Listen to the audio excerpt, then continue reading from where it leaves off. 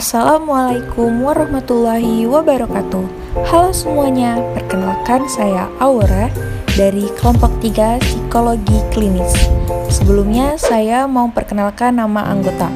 Yang pertama ada Titi Nur Cahyati dengan NIM 2107016053, Rasyifa Widiana dengan NIM 2107016054, Al-Iyadita dengan NIM 2107016055, Aura Amalia dengan NIM 2107016056, dan Nafika Apri dengan NIM 2107016057.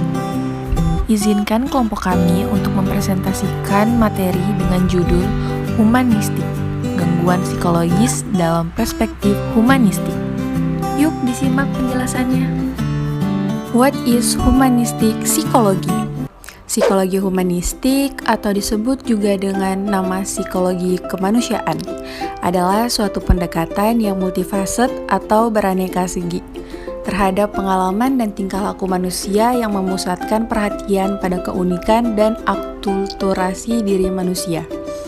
Secara umum, ada dua faktor yang melatar belakangi kemunculan psikologi humanistik, yaitu yang pertama, ketidakpuasan beberapa tokoh psikologi humanistik terhadap behaviorisme dan psikoanalisis.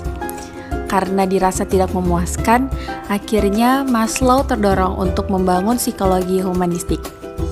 Behaviorisme tidak mengakui adanya proses mental dan hanya fokus pada yang tampak saja, yaitu perilaku behavior. Psikoanalisis menempatkan manusia dalam kendali alam bawah sadar serta ditentukan oleh pengalamannya di masa kecil. Dan humanistik yaitu menekankan pada aspirasi positif dan kekuatan manusia, pengalaman sadar, kebebasan berkehendak, aktualisasi potensi manusia, dan pandangan holistik mengenai manusia. Yang kedua yaitu pemikiran yang berhubungan dengan psikologi humanistik sebenarnya sudah ada sejak zaman Yunani kuno, abad pertengahan di zaman Islam, masa Renaissance sampai abad ke-19. Cikal bakal pemikiran psikologi humanistik, yaitu humanistik pada masa Yunani kuno menekankan pada potensi positif manusia dan percaya pada kemampuan manusia dalam mengatasi masalahnya. Humanistik masa Islam yaitu mengakui adanya kebebasan berkehendak dan meyakini kemampuan manusia untuk tumbuh menjadi manusia sempurna atau insan kamil. Humanistik masa Renaissance memandang manusia sebagai makhluk yang unik dan memiliki kebebasan berkehendak. Akhir abad ke-18 muncul pandangan dari kaum romantisme yang memandang manusia memiliki aspek rasional dan aspek irasional. Sedangkan kaum eksistensialisme menekankan pada makna eksistensi manusia, kebebasan berkehendak, dan keunikan setiap individu. Terakhir, pada abad ke-20, adanya pemikiran yang berhubungan dengan psikologi humanistik, yaitu psikologi fenomenologi dan psikologi eksistensial. Selanjutnya, materi akan dilanjutkan oleh teman saya. Karakter psikologi humanistik ada 3 karakter. Yang pertama, menganggap penting pengalaman subjektif. Yang kedua, meyakini bahwa manusia memiliki kebebasan untuk memilih perilaku dan tidak dibatasi oleh pengalaman masa lalu ataupun batasan lingkungan yang ada.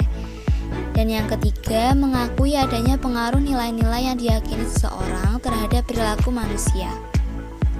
Berikutnya ada tokoh-tokoh psikologi humanistik. Yang pertama, Abraham Maslow 1908 sampai 1970. Lahir pada tanggal 1 April 1908 di Brooklyn, New York. Meninggal pada tanggal 8 Juni 1970 di California, Amerika Serikat. Psikologi humanistik Maslow merupakan kritik terhadap psikologi-psikologi yang terlalu fokus pada pasien-pasien yang mengalami gangguan mental. Bagi Maslow, psikologi harus lebih fokus pada orang-orang yang sehat secara mental dan sudah sampai pada puncaknya prestasi. Upaya tersebut akan mengantarkan pada pemahaman mengenai potensi tertinggi dari manusia. Hierarki kebutuhan. Salah satu teori yang paling terkenal dari Abraham Maslow ini adalah need hierarchy theory. Maslow mengatakan bahwa kebutuhan itu terdapat 5 tingkat, di mana kebutuhan tingkat rendah harus dipenuhi terlebih dahulu sebelum kebutuhan tinggi dapat mempengaruhi perilaku kita. Yang pertama, kebutuhan rendah dalam hierarki adalah kebutuhan fisiologis. Kebutuhan inilah yang pasti kita penuhi terlebih dahulu, karena jika tidak terpenuhi, kita tidak bisa memenuhi kebutuhan yang lainnya, misalnya seperti makan, minum, istirahat, tidur, dan lain sebagainya. Setelah itu, kebutuhan yang harus terpenuhi adalah kebutuhan atas rasa aman, yang dapat menyelamatkan kehidupan kita di masa sekarang dan di masa yang akan datang, misalnya seperti menghemat uang dan mengambil kebijakan asuransi. Kemudian kita hidup pastinya tidak sendirian kan? Dan jika kita memerlukan hadirnya orang lain di sekitar kita, itu adalah hal yang wajar. Contohnya adalah hal membutuhkan rasa kasih sayang. Selanjutnya, kebutuhan akan harga diri. Setelah melakukan banyak hal, tentu kita pastinya mengharapkan sesuatu yang lebih kan? Contohnya adalah mendapatkan reputasi yang baik atas apa yang sudah kita kerjakan. Dan kebutuhan yang paling tinggi pada hierarki adalah kebutuhan aktualisasi diri atau menggali dan mengembangkan potensi yang ada pada diri kita sesuai dengan minat dan bakat yang kita miliki.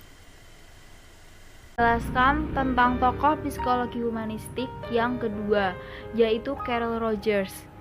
Carol Rogers lahir pada tanggal 8 Januari pada tahun 1902 di Oak Park, Illinois. Pada tahun 1928, ia mendapatkan gelar master pada bidang psikologi klinis dan gelar doktor pada tahun 1931 dengan disertasi tentang pengukuran penyesuaian kepribadian anak. Karir kerjanya dimulai di Child Study Department of the Society for the Prevention of Cruelty to Children di Rochester, New York. Ia kemudian menyaksikan banyak terapis yang menggunakan pendekatan psikoanalisis dalam menangani pasien. Pada tahun 1939, Rogers mempublikasikan bukunya yang berjudul The Clinical Treatment of the Problem Child. Melalui buku itulah, Rogers kemudian diangkat sebagai pengajar di Ohio State University. Dalam bukunya On Becoming a Person, Rogers menyebutkan bahwa kecenderungan aktualisasi diri merupakan sesuatu yang paling memotivasi dan menjadi dasar dari semua bentuk terapi. Menurutnya, hal ini bersifat innate, mekanisme mempertahankan diri atau sistem kekebalan.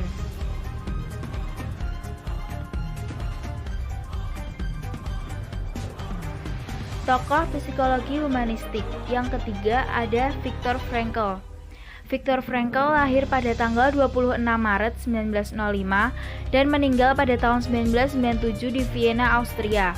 Tahun 1932, dalam rangka kelulusannya, ia menulis artikel yang berjudul On the Psychology of Philosophical Thought.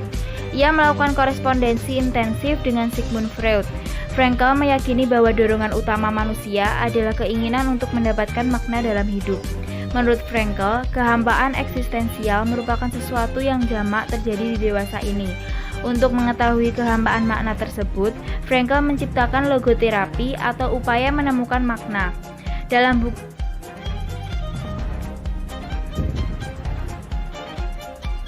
Menurutnya, ada 3 nilai yang bisa dijadikan sumber makna bagi manusia, yaitu yang pertama ada nilai kreatif atau creative values, yang kedua ada nilai mengalami experiential values, yang ketiga ada nilai pengambilan atau attitudinal values. Gangguan psikologis dalam humanistik. Salah satu contoh gangguan psikologis kita ambil tentang bibliomania. Bibliomania ini memang bukan termasuk penyakit mental, tetapi merupakan salah satu bentuk obsesif compulsive disorder yang sering dikaitkan dengan trauma psikologis dan emosional sebagai penyebab utamanya. Seorang bibliomania memiliki kebutuhan untuk mengumpulkan buku-buku sebagai pelarian atas hubungan-hubungan sosial yang terancam. Jika mereka tidak berhasil mengumpulkan buku-buku, maka penderita ini akan merasa kesepian atau memiliki suasana hati yang tidak menentu. Dalam ilmu psikologi, bibliomania dapat diakui dan juga digolongkan sebagai gangguan obsesif kompulsif. Perilaku mengumpulkan dan menumpuk buku ini bisa menimbulkan dampak buruk ketika keinginan seorang untuk membeli dan mengkoleksi buku tersebut melebihi keinginan lain seperti makan dan minum.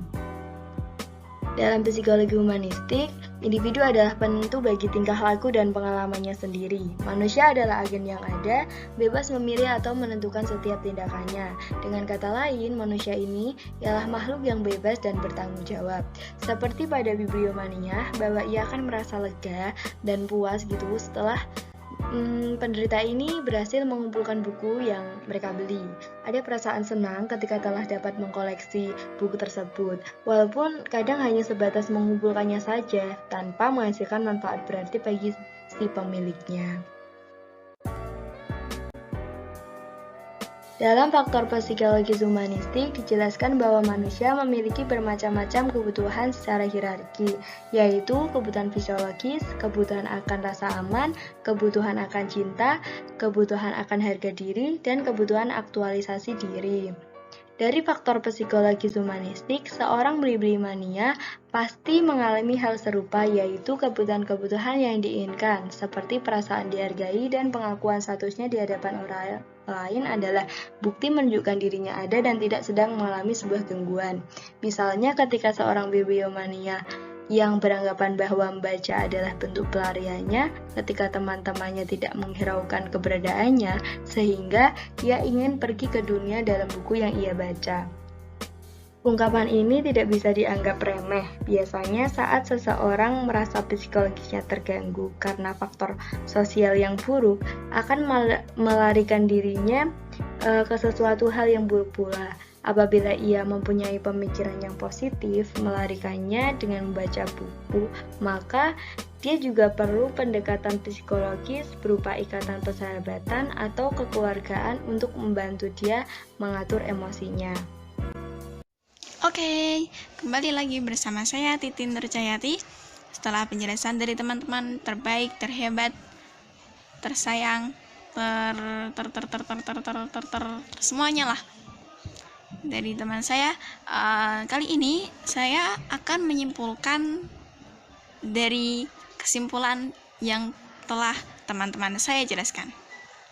Simpulannya adalah psikologi humanistik merupakan psikologi tentang manusia seluruhnya yang diperoleh berdasarkan studi terhadap orang-orang yang sehat, berfungsi sepenuhnya, dan kreatif. Lebih perhatian terhadap problem kemanusiaan, lebih kreatif, terpusat pada masalah. Mempelajari manusia secara mendalam, tidak terbatas pada perilaku. Mempelajari manusia sebagai makhluk yang aktif, unik, bebas, memiliki banyak gerak. Sebenarnya, psikologi humanistik ini sudah ada sejak zaman kuno, abad pertengahan, masa Renaissance, sampai dengan awal abad ke-20. Tokoh-tokoh yang pemikirannya sangat berpengaruh loh, antara lain Abraham Maslow, Carl Rogers, dan Viktor Frankl. Oke, sekian dari kami. Wassalamualaikum warahmatullahi wabarakatuh. Thank you, bye-bye.